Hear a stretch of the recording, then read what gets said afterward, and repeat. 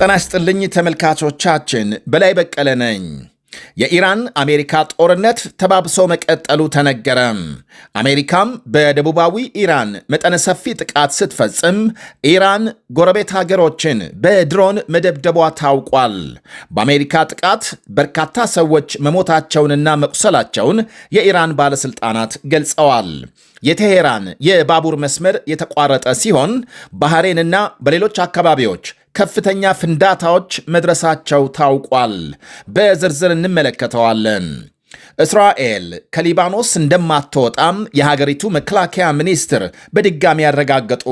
ከሊባኖስ ለመውጣት ወይም በሊባኖስ ለመቆየት የማንም ፈቃድ አያስፈልገንም ብለዋል ሚኒስትሩ ለአሜሪካ በሰጡት ምላሽ።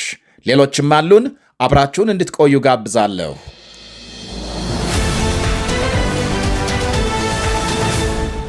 አሜሪካን በኢራን ላይ መጠነ ሰፊ ጥቃት መፈጸሟ ሲነገር ቴሄራን በባህሬንና በሌሎች ጎረቤት ሀገሮች ላይ የድሮን ድብደባ ማድረሷ ታውቋል። ፕሬዝዳንት ዶናልድ ትራምፕ ማክሰኞ ሌሊቱን ከተፈጸመው ጥቃት በኋላ ትላንት ምሽትም ጠንከር አድርገን እንመታቸዋለን ሲሉ ምልክት ከሰጡ በኋላም አሜሪካም በኢራን ላይ አዲስ ጥቃት መፈጸሟ ታውቋል። የሆርሙዝ ሰርጥ ዙሪያን ጨምሮ በኢራን ደቡባዊ ክፍሎች ፍንዳታዎች መድረሳቸውን የኢራን መንግስት መገናኛ ብዙሃን ዘግበዋል።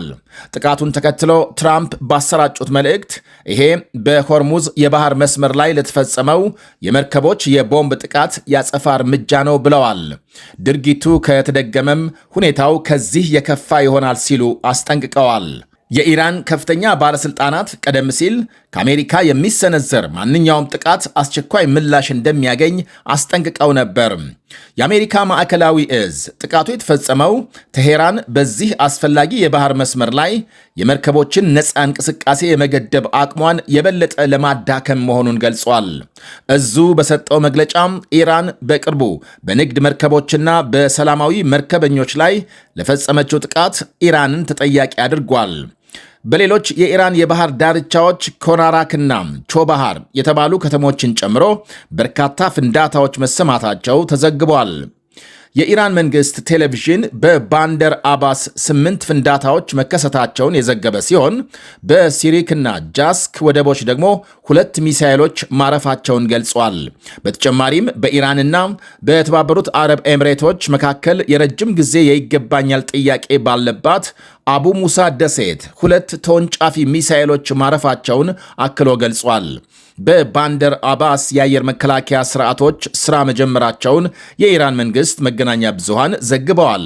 በአሜሪካ ጥቃት የደረሰው የጉዳት መጠን እስካሁን ባይታወቅም የኢራን መገናኛ ብዙሃን በቻባሃር የኤሌክትሪክ መቆራረጥ መከሰቱንና አቡ ሻሃር በሚገኘው የኢራን አብዮታዊ የበላይ ጦር ሰፈር ላይ የእሳት አደጋ መነሳቱን አመልክተዋል። ማክሰኞ ዕለት የአሜሪካ ጦር በወሽመጡ ላይ በ3 የነዳጅ ጫኝ መርከቦች ላይ ለደረሰው ጥቃት ምላሽ ለመስጠት ከባድ ጥቃት መሰንዘሩን አስታውቆ ነበር። ትናንት ደግሞ ኢራን በአጸፋዊ እርምጃ በባህሬንና በኩዌት የሚገኙ የአሜሪካ ወታደራዊ ጣቢያዎችን ኢላማ ማድረጓን ገልጻለች። ማክሰኞና ዕረቡ የታየው ጥቃት ሰኔ 17 የመግባቢያ ስምምነት ከተፈረመ ወዲህ በአሜሪካና በኢራን መካከል የተደረገ የከፋ ውጊያ ነው ተብሏል። ትራምፕ ትላንት በሰጡት መግለጫ ባለፈው ወር ከኢራን ጋር የተፈረመው የተኩስ አቁም ስምምነት አብቅቷል ያሉ ሲሆን አሜሪካም ጠንካራ ምት እያሳረፈችና ምናልባትም ዛሬ ማታም ጠንከር አድርገን እንመታቸዋለን ሲሉ አክለዋል። ትላንት ለዚህ ምላሽ የኢራን ውጭ ጉዳይ ሚኒስትር አባስ አራክቺ በኤክስ ገጻቸው ላይ እኛ ለነውረኛ ቃላት ምላሽ አንሰጥም፣ ነገር ግን በተግባር ያለ ፍርሃትና በታላቅ ጀግንነት እንመልሳለን ብለዋል። በአሜሪካና በኢራን መካከል የተደረገው ስምምነት 14 ነጥቦችን ያካተተ ሲሆን ከነዚህ መካከል ለ60 ቀናት የሚቆይ የተኩስ አቁምና ድርድሩ የሚቀጥልበት ጊዜ፣ መርከቦች በሆርሙዝ ወሽመጥ በሰላም እንዲያልፉ መፍቀድና አሜሪካ በኢራን ላይ የጣለችውን ማዕቀብ ማንሳት ይገኙበታል። ለድርድር የተያዘው የ60 ቀናት ገደብ ገና ባያበቃም ትራምፕ ግን ተጨማሪ ንግግሮችን ጊዜ ማባከን አድርገው እንደሚመለከቱ ገልጸዋል። ይሄ የመግባቢያ ስምምነቱ ከተፈረመ ወዲህ የተፈጸመው የመጀመሪያው ጥቃት አይደለም። ሰኔ 26 ቀን የኢራን ተወንጫፊ ሚሳኤል በሆርሙዝ ወሽመጥ ላይ የንግድ መርከብ ከመታ በኋላ አሜሪካ በኢራን ላይ ተከታታይ ጥቃቶችን ፈጽማለች።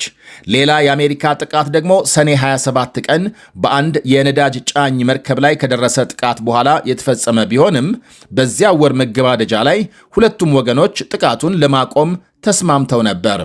አሁን ዘግይቶ በወጣ ዜና ደግሞ የኢራን ጦር በኩዌት፣ ኳታርና ባህሬን የሚገኙ የአሜሪካ ጦር ሰፈሮችን በድሮን መምታቱን አስታውቋል።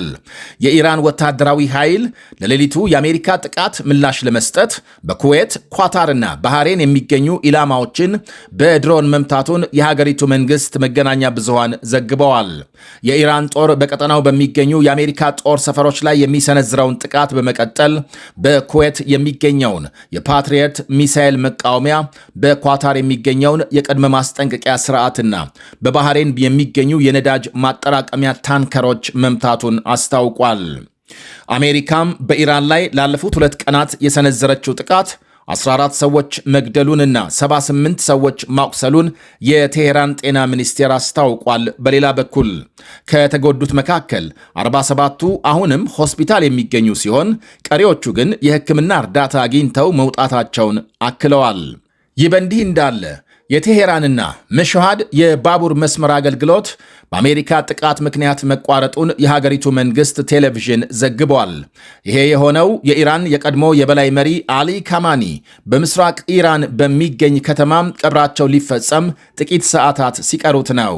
የኢራን ሪፐብሊክ የባቡር ድርጅት በበኩሉ በባቡር መስመሩ ላይ ለደረሰው ጉዳት በአሜሪካ እስራኤል የተፈጸመ የወንጀል ጥቃት ሲል የወቀሰ ሲሆን የደረሰውን ጉዳት ለመጠገን ቡድን ማሰማራቱን የመንግስት መገናኛ ብዙሃን አክሎ ገልጿል።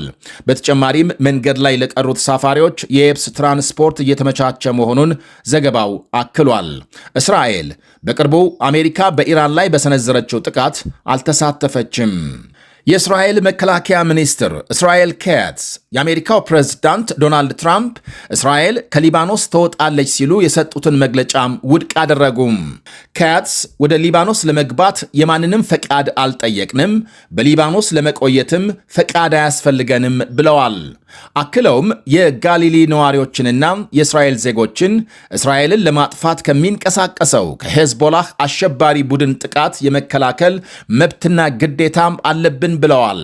ካትዝ እኔና ጠቅላይ ሚኒስትር ቤንያሚን ኔታንያሁ ቀደም ሲል ግልጽ እንዳደረግነው ሄዝቦላህ በመላው ሊባኖስ ትጥቁን እስኪፈታና በሰሜን ድንበር ባሉ ነዋሪዎች ላይ የተደቀነው ስጋት እስኪወገድ በሊባኖስ ባለው የደህንነት ቀጠና ውስጥ መቆየታችንን እንቀጥላለን፣ እንደ አስፈላጊነቱም እርምጃ እንወስዳለን ሲሉ አክለዋል።